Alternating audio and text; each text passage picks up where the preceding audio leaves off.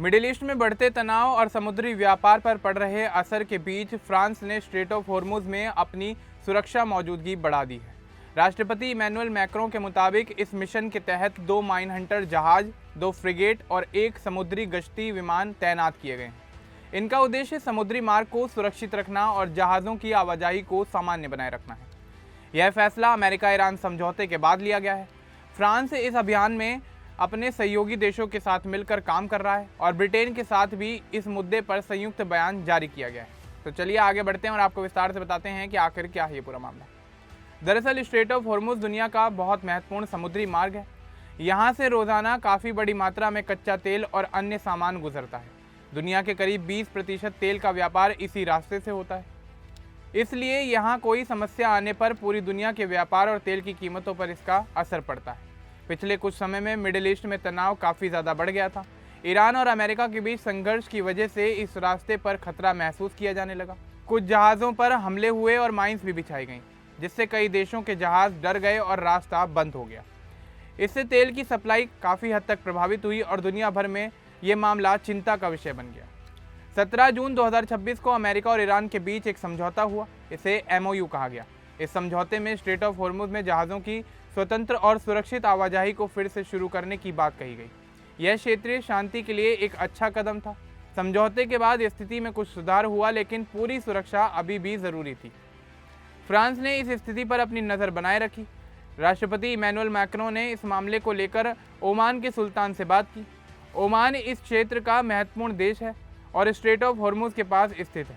इन बातचीत के बाद फ्रांस ने अपनी नौसेना की तैनाती में बदलाव का फैसला किया। मैक्रों ने सोशल मीडिया प्लेटफॉर्म एक्स पर लिखा कि फ्रांस ने मिडिल ईस्ट में माइन काउंटर मेजर संसाधन भेजे हैं। इनमें खास तौर पर 2 माइन हंटर शामिल हैं। ये जहाज़ खदानों को ढूंढकर उन्हें सुरक्षित तरीके से हटा सकते हैं। उनके साथ 2 फ्रिगेट जहाज़ भी हैं जो सुरक्षा देते हैं। एक समुद्री गश्ती विमान भी ऊपर से नज़र रखेगा। इन सभी का उद्देश्य है कि जहाज़ बिना रुके और सुरक्षित तरीके से इस रास्ते से आसानी से गुजर सके। फ्रांस कह रहा है कि वह अपने दोस्त देशों के साथ मिलकर इस रास्ते को पूरी तरह सामान्य बनाएगा। कोई भी जहाज़ बिना डरे यहाँ से आ जा सकेगा। यह तैनाती सहयोगी देशों के साथ समन्वय में की गई है। मैक्रों ने आगे बताया कि aircraft carrier Charles de Gaulle अब अपने घरेलू बंदरगाह टूलॉन लौट रहा है। यह बड़ा जहाज़ पहले क्षेत्र में था, लेकिन अब स्थिति नियंत्रण में आने पर इसे वापस बुलाया जा रहा है। फिर भी माइन हटाने वाले संसाधन और उनकी सुरक्षा के लिए जहाज़ वहीं रहेंगे।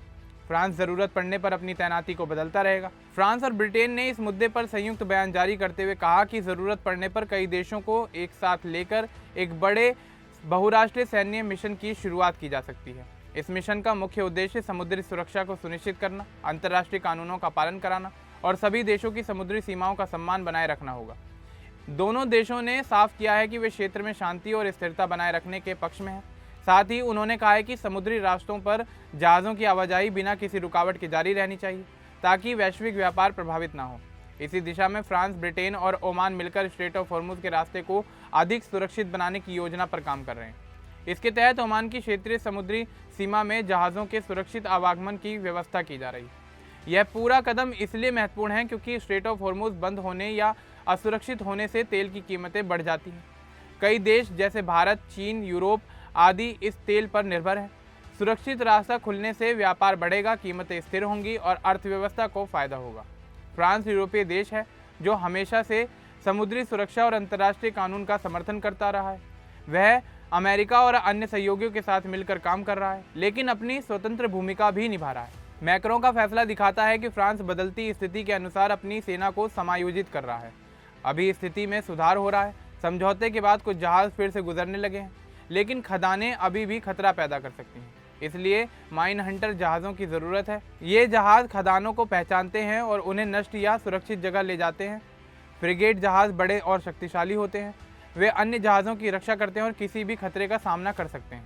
समुद्री गश्ती विमान ऊपर से पूरे क्षेत्र की निगरानी करता है।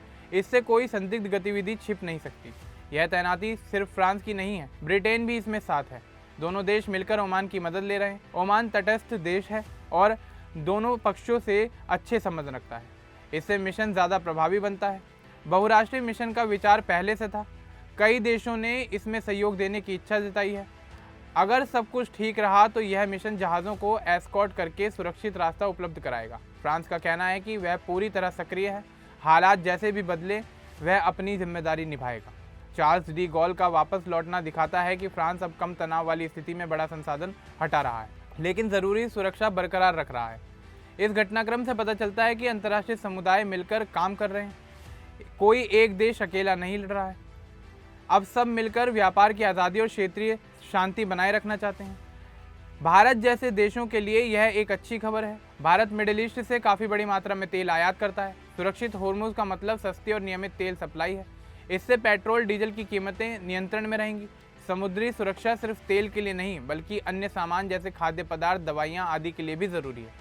पूरी वैश्विक अर्थव्यवस्था इससे जुड़ी हुई है। फ्रांस और ब्रिटेन का संयुक्त बयान अंतर्राष्ट्रीय कानून पर जोर देता है। कोई भी देश दूसरे की समुद्री सीमा का उल्लंघन नहीं कर सकता। नेविगेशन की स्वतंत्रता सभी के लिए है। यह तैनाती रक्षा के उद्देश्य से है, न कि किसी पर हमला करने के लिए। फ्रांस ने साफ कहा है कि यह सहयोगी देशों के साथ मिलकर शांति बनाए रखने का काम है। अब आगे क्या होगा यह देखना बाकी है। अगर ईरान, अमेरिका और अन्य देश समझौते का पालन करेंगे तो स्थिति और बेहतर होगी। माइन साफ होने के बाद सामान्य व्यापार जल्दी शुरू हो सकता है। फ्रांस की यह कार्रवाई दिखाती है कि यूरोपीय देश मिडिल ईस्ट की स्थिरता में सक्रिय भूमिका निभा रहे हैं। मैक्रों की नेतृत्व क्षमता यहाँ साफ दिखती है।